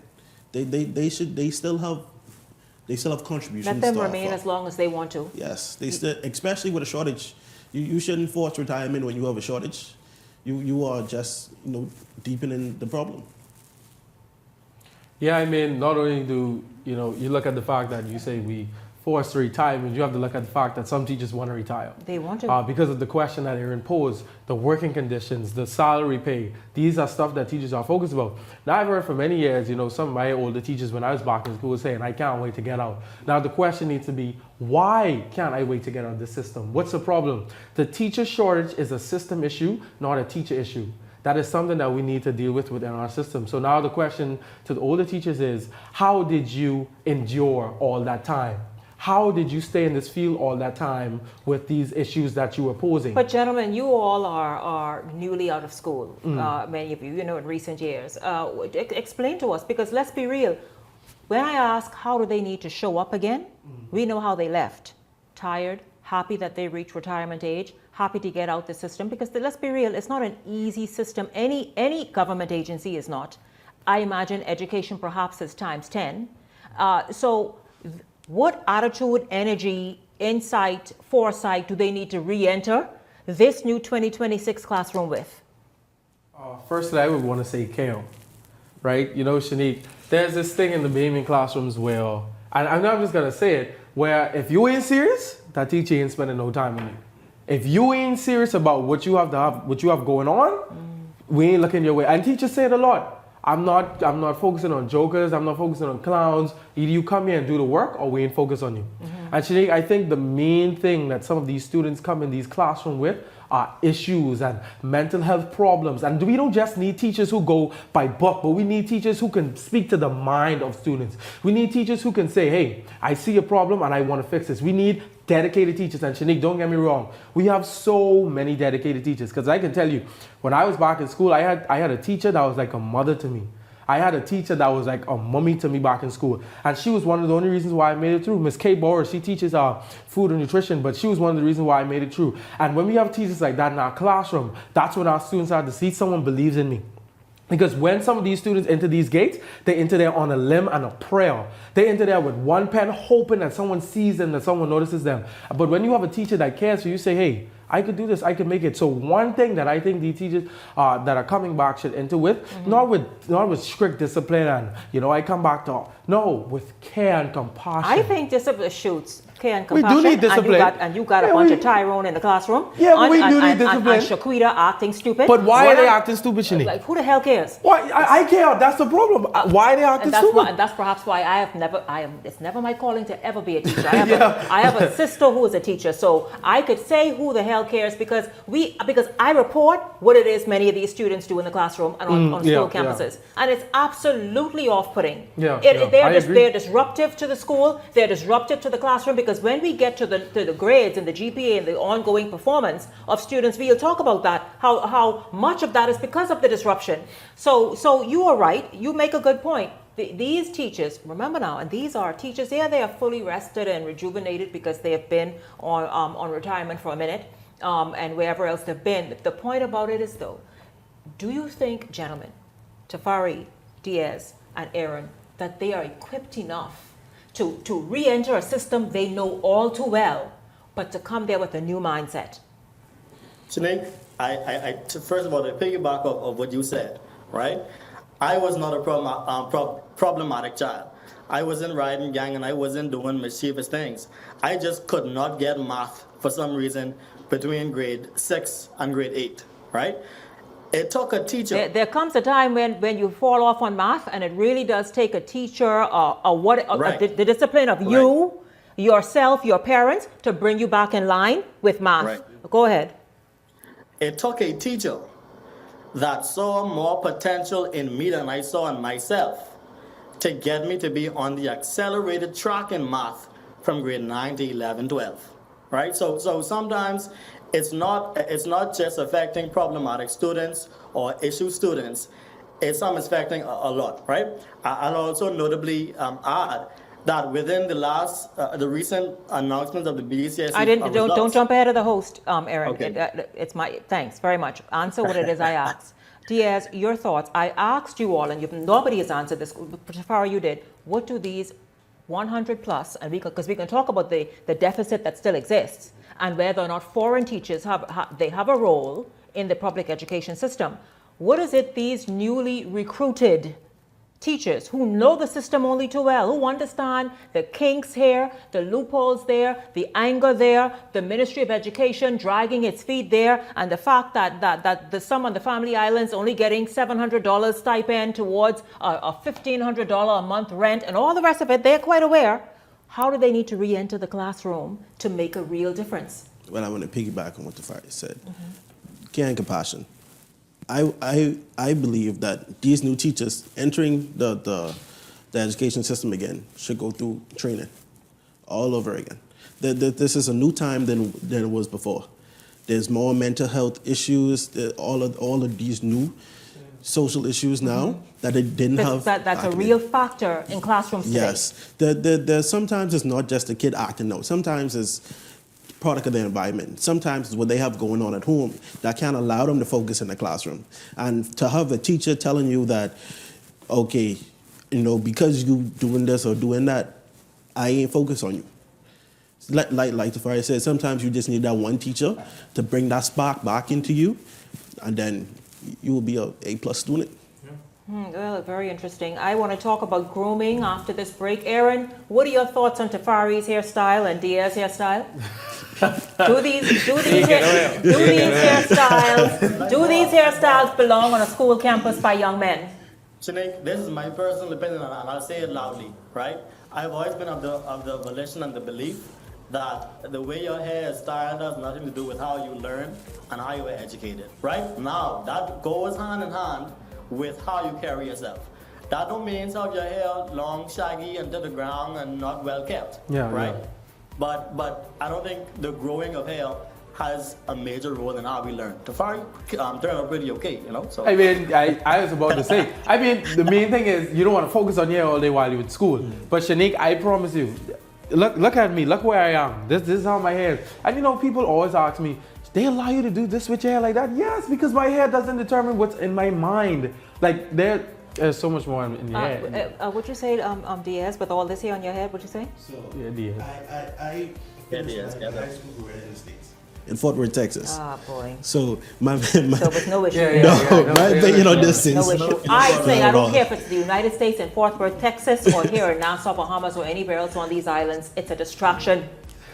Listen, we're going to talk about that, and we're also going to talk about those the announcement I think last week about the national exam grades. That's always a huge focus every year to see how students are performing. Are we still hovering around D, guys? We'll talk about that. This is Beyond the Headlines. We're back right after this. The youth panel is back after this.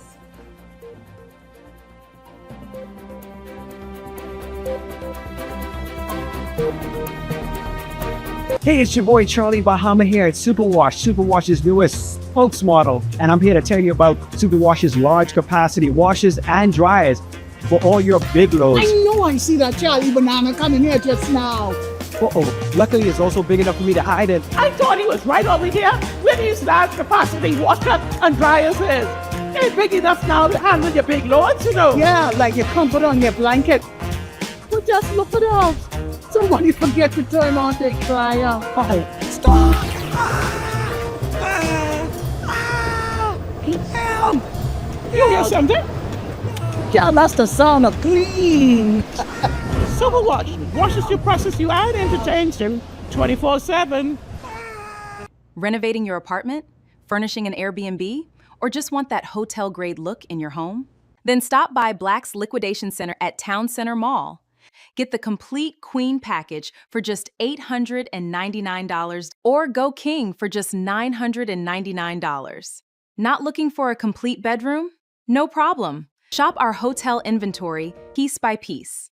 Ceiling fans for just $40, love seats for $150, bed benches starting at $50, floor lamps for $65, nightstands starting at $60, queen headboard and frame sets for just $175, plus mirrors, desks, king mattresses, king headboards and frames, and so much more. Whether you're furnishing one room or an entire property, we've got liquidation prices on quality hotel inventory. And yes, local delivery is available. Visit Black's Liquidation Center at Town Center Mall or call 359-2372 today. Think you know a lot about money? Then prove it. What if one sound could win you big cash? Listen carefully. Then tell us exactly how much money went through the machine. One guess, one sound, one chance to win. Listen, guess, win. It's the sound of money. Brought to you by 103.5 The Beat. Powered by Island Lux Quick 5.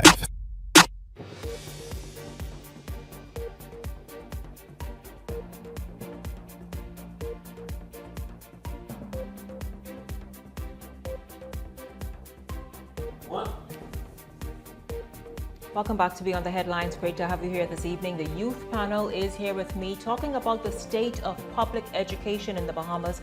You heard them talk about the principal shortage, the teacher shortage, grooming even.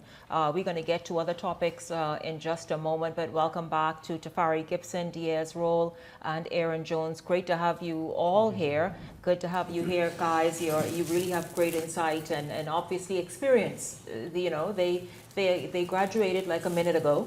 And so they still have a good grasp of what the school life is like. And so we know that there's a principal shortage. You all figure succession planning has a lot to do with this gaps or the gaps that exist. But the gaps are even down the chain. The gaps are on the teacher level, where there are 300 shortage. Now, good thing that's been sort of made up a bit because a little over 100 Bahamians have returned to the classroom. And so that's a good thing. We asked about their preparation.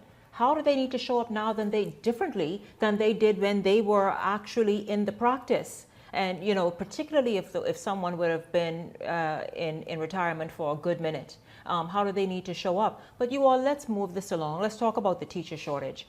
We heard a big thing was made out of, and we heard the Minister of Education hint at and talk about, and then the Ghanaian Minister of Foreign Affairs took it upon himself to go and announce on behalf of the Bahamian government that 300 Ghanaian teachers will come to the Bahamas and fill vacancies in our classrooms. That created a big stink and a big discussion. You all, what are your thoughts on foreign teachers? Obviously, it's going to be much less now because over 100 Bahamian teachers have returned to the classroom. But still, there's a need for additional. What are your thoughts on the foreign teacher element? Shanique, I believe that Bahamians should be given the opportunity first. But if there are qualified foreign teachers that can take this role, then it should be open. I don't think we should even think about Bahamian or foreign. We should think about qualification. Are you qualified enough to guide our next generation to take over this work field, to take over our leadership position? So it's not about nationality, it's not about race, it's about qualification nowadays. Qualification, your compassion, and your care. It may be different for some students to accept that they have a teacher in their classroom that doesn't speak like them, isn't from the place that they are from. But long as I'm learning, that's the only thing that I'm focused on. Do you think students, Diaz, are totally caught up in the fact that their teacher might have an accent? Well, I feel like we already have some of those in the education system as well. Yeah. So I believe that the children now are kind of used to that fact. Now, we like this whole thing we've been saying before, we have a shortage of teachers. We have a 300 teacher shortage. We've had 100 teachers, but it seems like no one else wants to step forward. So if we have to go somewhere else to improve our education system, to improve our future, to improve our kids, that's what we must do. And the public must understand that. Absolutely. Aaron? I think the topic is a very intricate and sensitive topic. The main goal that I would need Bahamians to understand is that our students need to be educated. We have future leaders that need to be educated. To piggyback off what Tafari said, I agree that Bahamians should have first preference. Bahamian educators should be in our schools because of culture issues and those other demographics. However, but but I'll tell you, there have been foreign teachers in schools since before independence. Right, So nothing, well, right to this very day. That's why I went back to before independence, because from then to this very minute, and I'll tell you, perhaps students perform better with them. Now, teachers don't come at me. Some of my greatest teachers were Jamaicans. I can tell you. Jamaicans. I can tell you. Some of my greatest teachers, English, math, and were Jamaicans, right? So I'm not opposed to having foreign teachers that could impart to our students, that could educate, right?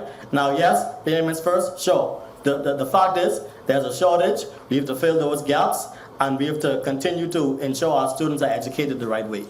Yeah, I mean, to piggyback off what Aaron said again, some of the greatest teachers for me were Jamaican. I have a teacher who taught me food nutrition also. Her name was Miss Knight, and she used to tell me, Tafari, your motors run like battery. And even though it was something funny, it really pushed me into the field of talking. Like, I literally talk in everything that I do now. So, yeah, I mean, I really don't look at nationality. I look at the education. So, yeah. Yeah, absolutely. The ones who can get the job done, and obviously help bring about the desired result. Very important. Gentlemen, well, let's talk about, because the desired result is certainly moving away from the hovering of that D average. There's been just a modest improvement in the performance of the BJC, BGCSEs, but in key areas that are very necessary to everyday life and moving forward, because everybody asks, do you have these when you go in to seek employment, etc. And then you need it. You need to be able to speak and write and to add something. You know what I mean? I hear people say, they went to get some hot patties recently, and anybody can do this, so this is unfair, but still, just for the purposes of this discussion. And the lady was there trying to tabulate in her head what these 3 patties can cost, and then what change to give. Again, we need math. It's no joke. These business owners need to know that you could give the right amount of change to their customers. It's as simple as that, right? So, gentlemen, let's look at the BGC exam results. I think in the math, English, and sciences showed weak performances with less students passing in both the BJC and the BGCSE results. They absolutely did. Gentlemen, what does that say? And again, while there's been just a marginal improvement elsewhere, but these are key areas, even for, how many times you'd be like, geez, I did food and nutrition in school. What I learned, I mean, good if I want to go into culinary arts, excellent, but let's be real. But one thing you will never run away from, whether from primary school all the way to life right now, is your math, your English. And so what does it say about, I guess, about the weak loops and links there in the classroom, where students are not grasping, teachers are not being effective, are not resonating and coming across as strongly as they should when it comes to math and English, and in some instances, many instances, sciences?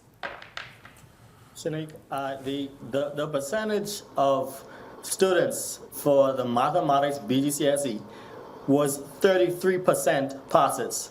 That means 2 out of 3 Bahamian students are not qualified of having basic numeracy skills. That means 2 out of 3 Bahamians are going to be a burden on themselves in the economy, in the job market. That means our economy is going to feel some negative deficits. And so I think it's so important that we intentionally attack these weak points, right? It's important to note that while the overall percentage of passes has increased, they have increased by the lower tail letter grades, right? So there's been a decrease now in A's and B's. However, increase in C's and D's. So C's right? and D's are now the standard, and because that marginal increase that we talked about, that's it right there. C's and D's. They not many went and got A's. C's and D's. Again, gentlemen, what does it say about the state of education and the impact and the effectiveness of teachers? It makes it seem that we need more specialized teachers. Most of the teachers that we have in the system are general teachers. We need more teachers that specialize in maths, that specialize in English.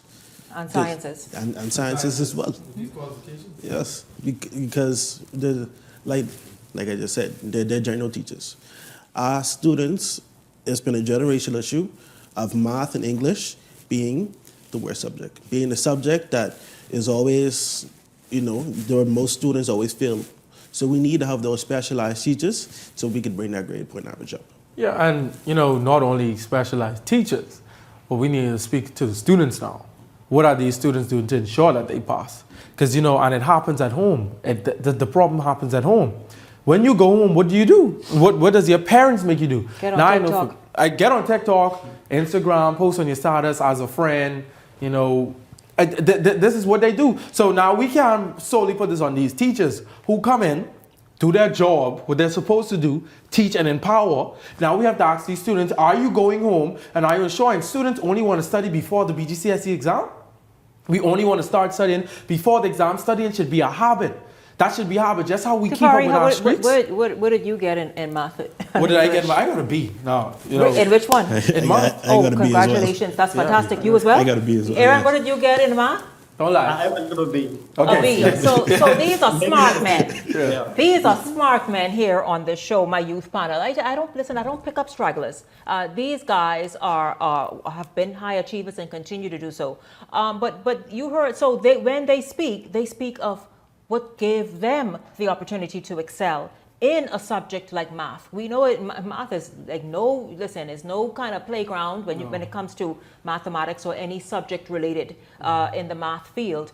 You have got to stay on top of it, not miss one step, because when you miss and start falling behind, Aaron, you were lucky enough, like you said, to have the assistance of a teacher to be able to get you back in alignment when it came to math and your performance in math, that you ended up with a B in BGCSE. So, gentlemen, let's just talk about, you've mentioned the teachers, the fact that there needs to be more specialized teachers, teachers who are qualified in certain areas to impart that real specialized information. The students need to also pull up their socks and take studies seriously. What happens in the home life? What do you all know about the home life that is not at all conducive to this overall learning? Shanique, a common problem that we have is parents start off in the new school year. They don't focus on nothing. They don't help with the homework. But report card day, report card day come. If you ain't have this, you getting cut in. But report that card they come. If you ain't to the standard where I want you to be or where I think you should be, my youth pastor always says this thing. He always says everything rises and falls on leadership. The parent is the leader in the home. So if the leader isn't ensuring that I am doing what I need to do to go throughout this school process and make sense, what you want me to do? If my mommy allowing me and giving me the opportunity to choose what I want to do when I get home, if I want to go out all the time, when I want to be out on a Saturday night and not study, you can't put this on the teachers and say we need specialized teachers. No, we need specialized parents. How about that? We need parents that are serious about their young people. We need parents that are serious about the children. But listen, I had some cousins, man, on a Saturday night, they couldn't be they had to be in their books. Mm-hmm. Every time I go, those standards are obviously out the window nowadays. No, now you have parents who still hold these standards, but we ain't talking about the little minority. We're talking about the general people who everybody in the club bumping. You understand? The parents and the children. Hey, Aaron? Yeah. I wouldn't know about them things, but Shanique, I'll say this too, Shanique. I'll say this too, right? Education is a threefold area. Right? There are three parties that play a major role in the education of Bahamian students. One fold, the Ministry of Education. The second fold is the parents. And the third fold is the student. If these three are not working in tandem, we will not see good results. Another important thing to mention, and this been the same way from my daddy and granddaddy time, is females statistically, and it's based on the Ministry of Education's numbers, are outperforming the males. right? So for years we know males are scoring less on BGCSE than females. How do we intentionally attack the male demographic in education? It's apparent and it's obvious that their learning techniques may be different. They're not grasping concepts the same way, or maybe it's their focus. Maybe they need to be in the bay every Friday night or Saturday night. But it's a whole lot of distraction, gentlemen. A whole lot of distraction out there, and that's no excuse. But even more so now, you got to hunker down. Yeah, I mean, to piggyback over what Aaron said, there's three factors, but also education is an ecosystem. When one part starts to break, the other parts eventually feel it. So when one part of this starts to break down, we can feel in these different areas. And my question always was, why are we so low in these areas? And why are females always outperforming males in mostly every field that we go in? That was always my question. Yeah. What do we think the answer is? I think the answer is, for me, when I was back in school, I always wanted to see more male teachers. I always wanted to see male teachers in the classroom. And when I did see a male teacher, you know, I always was so surprised that he in the classroom. My question used to be, why are you here? Like, you with all the girls, bro, you need to be by the boys. But I genuinely, now that I'm much more older and I see how the presence of a male can affect me, I now start to say that we need more male teachers in the classroom for these young men. And Aaron, your thoughts on that? Insisting with this recruitment, with all that's happening to get more, to fill spaces, empty spaces in the public education system, that there be a huge complement of men there. How important is that? I think it's very important. I think it's so important to see, for a young man in the education system, to see male figures and male teachers. I had several male teachers, one in French, Mr. Carlisle Parrott, who actively pushed me to be better. The male teachers kind of see something that female teachers don't see within young men. Male teachers are able to pull out more things out of young men than female teachers could. And so I think that the increase of the presence of male teachers would definitely have a bigger role on our education of young men. So as we're talking about this, I can think of one teacher that I had, Mr. McPhee at Aquinas College. He related to the males. Some female teachers cannot control the boys in the system. Mm-hmm. Just like some of them come from single family households. The mother cannot control their son most of the time. That's why they always end up on the block or in the club every night. This and that. So you're saying the young men in school look a lot like y'all on school campuses are more inclined to be guided by, influenced by, and listen to a man over majority of females, mainly just generally speaking. Yeah. I mean, even with the principals, I had a principal this evening, Mr. Harcourt McCoy. When you had a voice come here to me, you just know what it was. And even in the household, when your daddy speak, when your mommy speak, okay, mommy, I hear you. But when a man speaks, everything, and you start crying before they even touch you. So, you know, males tend to get that, Yeah, gentlemen, I want to ask each of you very quickly, Erica and Justin, if y'all can give me this moment. Each of you, speak to the students of 2026 as school opens on Monday. Would their focus need to be? Not them edibles, that many had to be rushed to the hospital last semester and everybody overdosed on edibles and whatnot. But give them some advice to be successful this new year, new semester. Students, I say to you, I was in your shoes not too long ago, right? One of the biggest rules is, or the biggest piece of advice is, limit distraction. Understand that your schooling is the best thing at this age you could possibly do, right? When you go back into classrooms, take notes, take time to actually understand what's being taught, go home and review, let go of some of them friends or some nights and stay home and do things that could play a major role in your education and your academics. I want to say to the students, do not be peer pressured. There's a lot of bad influences out there. There's a lot of people that don't care about school, that just go in there so make their mommy and their daddy happy. I want you to focus on the education, and obtain it. Focus on the education and obtain it. I could say many cliches, but one thing that I stick with is, I can do all things through Christ who strengthens me. The same water that makes an egg hard can make a potato soft. Your environment doesn't dictate who you are. Your household doesn't dictate who you are. So when you have these problems, rely on Christ and rely on the strength to know that you can push through all these trials, you can push through these. So focus, summer has ended. The bathe and clothes, moonshine and clothes, it's time to focus. Hold on, what is this? The little teenage, little Yeah. What y'all know, but listen. But I will visit and come and report back. I know nothing about that. But this and please make Christ your number one focus and make your education your number one focus. It's the same people who you partying with now might be the same people who run in your country, and you can need to call them. And guess what? You know what they can say? Man, we in school slunking around. Forget with them. So please, guys, focus. Let's do our best and let's make it through this. Excellent. Thank you very much, youth panel. You all were incredible tonight.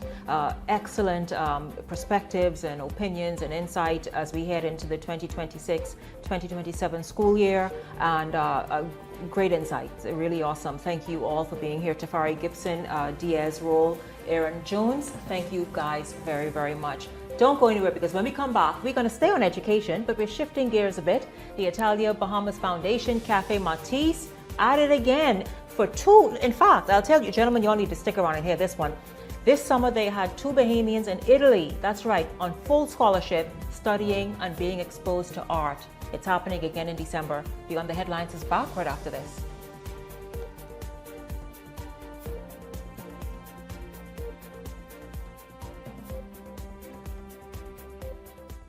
Running out of space? We've got room for that.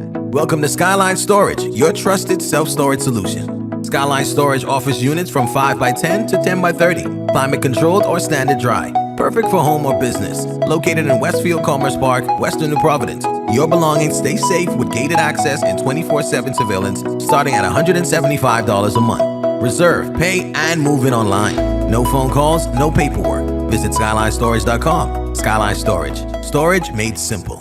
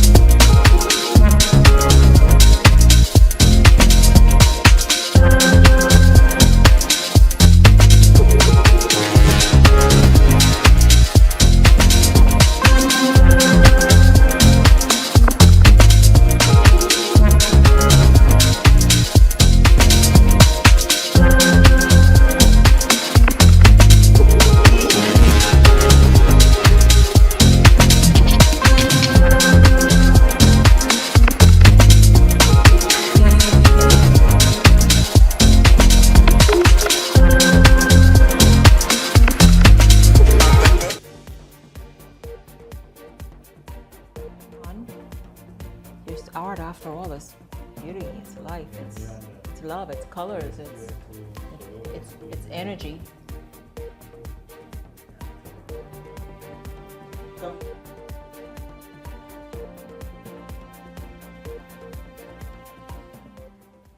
Well, you're going to love this segment. It's fantastic. I tell you, 2 Bahamians are, in fact, I spoke with Culture Minister Leslie Miller about last week, and she said she was so happy to meet the 2 recipients of the scholarship that took them all the way to Italy this summer to experience art. I mean, as you know, Italy is like an open-air museum, really, but they had programs that assisted them, helped them craft and their craft, and all the rest of it, so it was quite super. And so, fresh from that experience, it was a 2-week scholarship opportunity for 2 lucky Bahamians.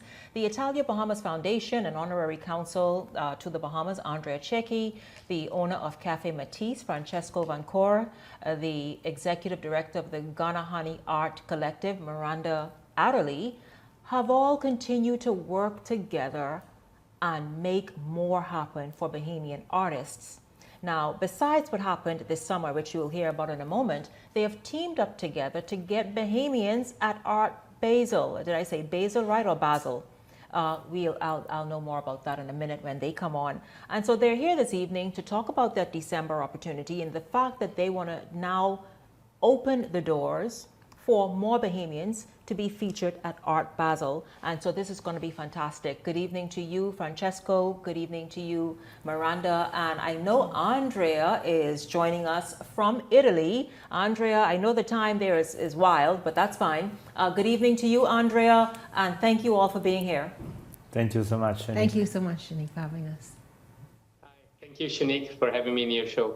Yes, absolutely. Of course, Andrea is the honorary counsel. Andrea, you and Francesco and Miranda came together and decided that, you're going to use your title as honorary counsel, teamed up with these two here in studio to be able to open doors through art for as many Bahamians as possible. Yes, Shanique, it was a great opportunity. We just started it as an idea, and then we actually made it happen. I still can't believe it, but it actually worked out pretty well, guys? Awesome. Yes, Miranda, you were saying, you're agreeing, yes? Yes. I was lucky enough to accompany the artist to Italy, where Andrea Chacchi, who was the honorary consul for Italy, picked us up from the airport in Bologna, and he drove us to Florence, which was a beautiful drive, gave us a tour on the way. Once we arrived in Florence, we had a beautiful dinner, our first real Italian dinner at a beautiful restaurant, very authentic. The food was so delicious. Afterwards, he took us to the accommodations that were included in the residency, a beautiful apartment near the school where the artist stayed, 2-bedroom, with nice views of the suburban neighborhood. The Art Institute, the Fondazione Bonanni, was within walking distance, maybe a 5 to 10 minute walk away from the apartment. Then Andrea drove me into the city center, where I was accommodated at a hotel in the heart of the tourist area. The next day, the classes began with instructor, we call in Italian the maestro. His name was Tiziano Bonanni. And the students attended and learned about art history and the Renaissance period and all of these different Italian. Just so much. It's so rich. Much. I mean, I imagine 2 weeks wasn't enough time. No. Because once you get there and begin being immersed in all of this richness and art and history of art, you can spend the entire summer there, if not a year or more. You know what I mean? It's every day it's something new. Francesco, I was there on the evening of this announcement when the two lucky Bahamians were announced who won the scholarship to go there at Cafe Matisse. It was quite a magical and a beautiful evening, and of course Miranda and Andrea were there as well. But Francesco, what made Cafe Matisse want to jump in on this and assist Bahamians being exposed to art, the artists that we have here, and maybe their limited audience, to be able to get that out further beyond these borders? The element that drives me as well as Andrea and Miranda is the passion. And this is something that Bahamian people, Bahamian artists in general, they are so motivated when they do something. This is impressive.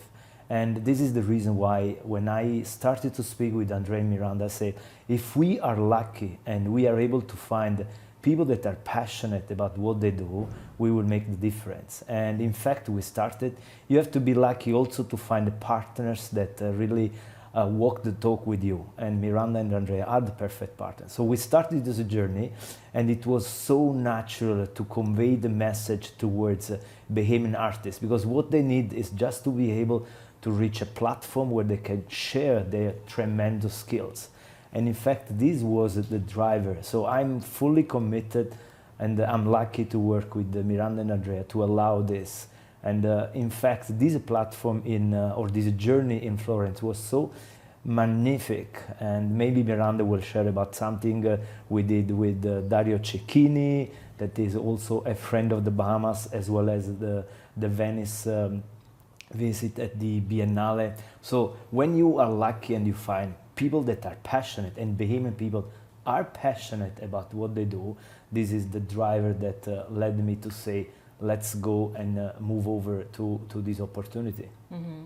Miranda, what was that like? Yeah, so if I can speak on behalf of the winners, the artists, Keith Thompson and Amani Hepburn, Francesco booked a special reservation at Carne de Diem, Carne Diem, which was in Piazza di Chianti, which is owned by Dario Cecchini, who also owns Carna here at Bahama Resort.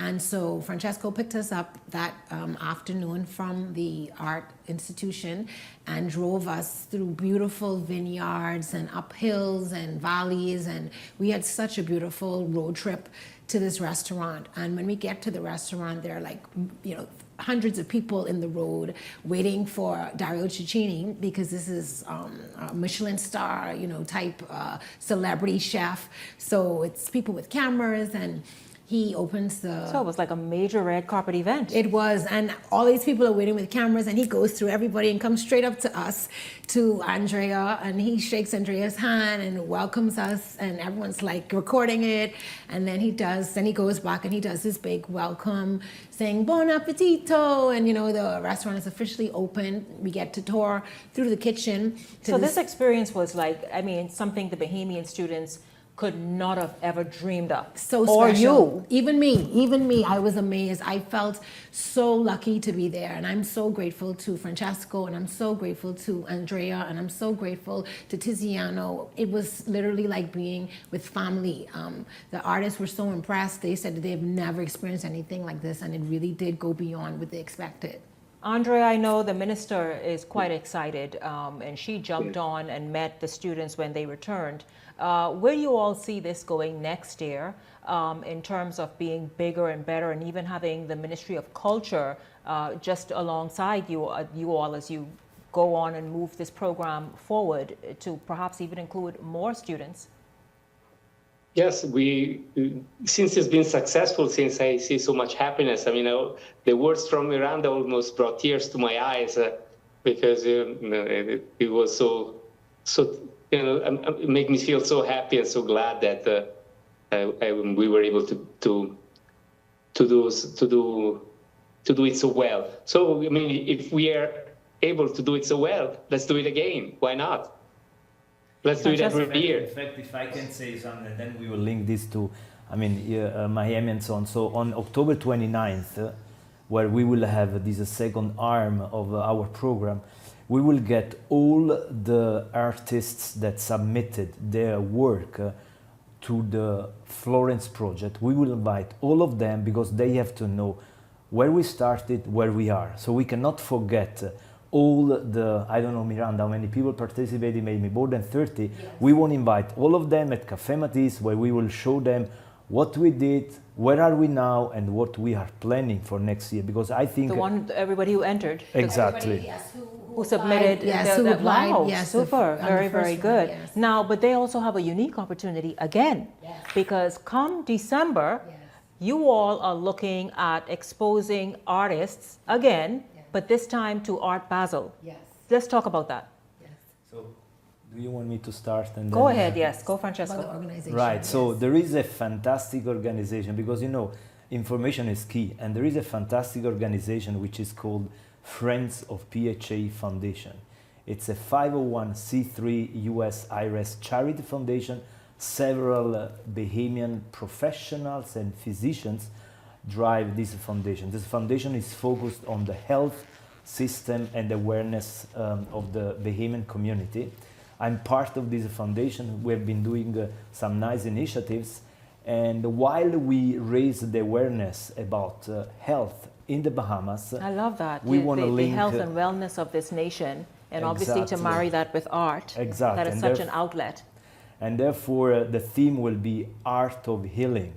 Art of Healing, love it. Right, so Miami Art Basel, I don't know to explain this fantastic platform. We have been lucky to get in Miami, and therefore officially I invite you. You will be our guest, put in your calendar. I'm smiling broadly. You tell us how many days you come, we get all the accommodations.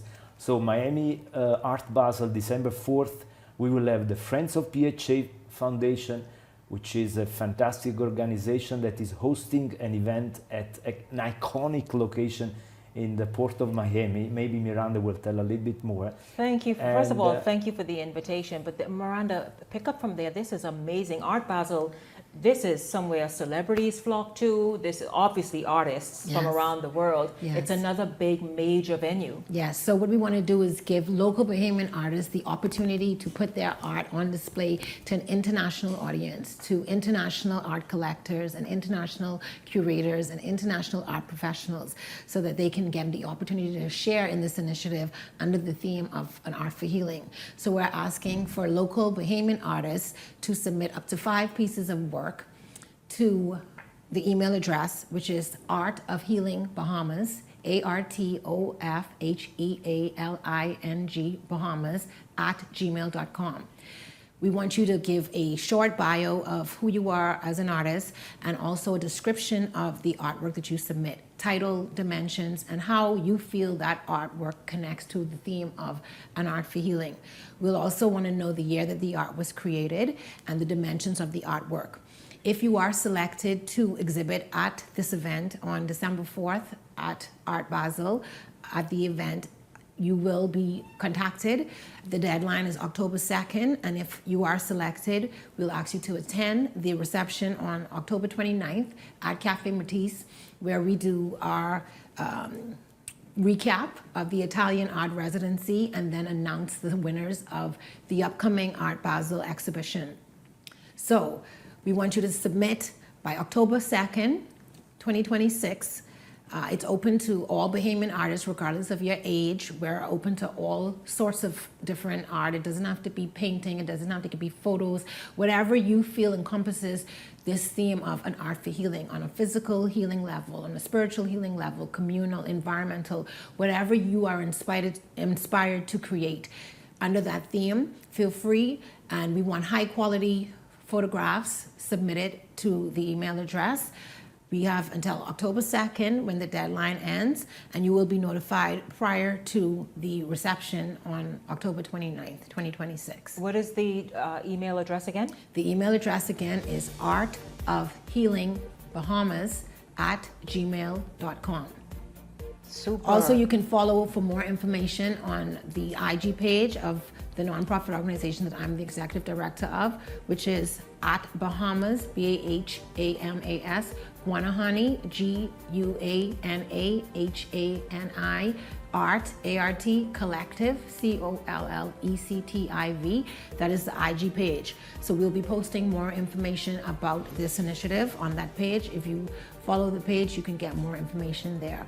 But we really want to open up, the world to these Bahamian artists and give more opportunities for the world to know about what the Bahamian artists are capable of doing. And we thank Cafe Matisse and the Friends of PHA and Andrea Cecchi and Associazione Italia for all coming back together to make this happen in December. I am so, Miranda, I love these guys. Of course, I know Andrea, I've met and now know Francesco, and I now know you. Yes. I love the fact of their passion, because I know of their passion from years ago and what their intent on helping make a difference in the Bahamas and helping introduce other just wonderful opportunities, so Bahamians can lock in on and latch on to. And so this is really awesome. artofhealingbahamas@gmail.com is the email address. You guys get busy. Start getting in there. Andrea, and 30 seconds each. Andrea and Francesco, a wrap-up comment from you? Thank you, Shanique, for having us on your show. And I always follow your show. You're fantastic. So it's always a great pleasure to be on it. And come on, guys, send us artwork. Let's conquer the world, Bahamians. Let's expand the knowledge, awareness of Bahamian art towards the world. You guys are great, and we want to support you. And also, we just wanted to add that the art will be auctioned. So if you put a base price, a minimum price of what you would want for the pieces as well, so that we know that we can definitely have you get what you desire for your artwork, as well as a contribution towards the organization. Amazing. You all start submitting right now so you can be at that wonderful ceremony and event on the 29th of October and in Miami at Art Basel in December. I thank you all so much, Francesco Fancore. Yes, exactly. Francesco Fancore. Next year you will come with us to Italy. Yes. I will, Francesco. I'm happy to hear you say that. Miranda, Arely, thank you as well. And of course, the Honorary Consul of Italy to the Bahamas, Andre Cecchi, thank you as well for joining us from Italy this evening. Thank you, Shanique. Yes. Good night. Absolutely. And of course, to my youth panel, those guys were incredible. Francesco, what you thought? You thought they were good? Weren't they? I want to really invite them to the restaurant. Just amazing. You guys, I hope you all heard that. Thank you, Miranda, as well. But listen, thank you all so much for tuning in this evening. I enjoyed having you here. Of course, my youth panel, thank you as well. On behalf of the entire Beyond the Headlines team, I'm Shanique Miller. Thanks so much for joining us. Have a great evening. The Verizon Media Group, home of ILTV, Paramount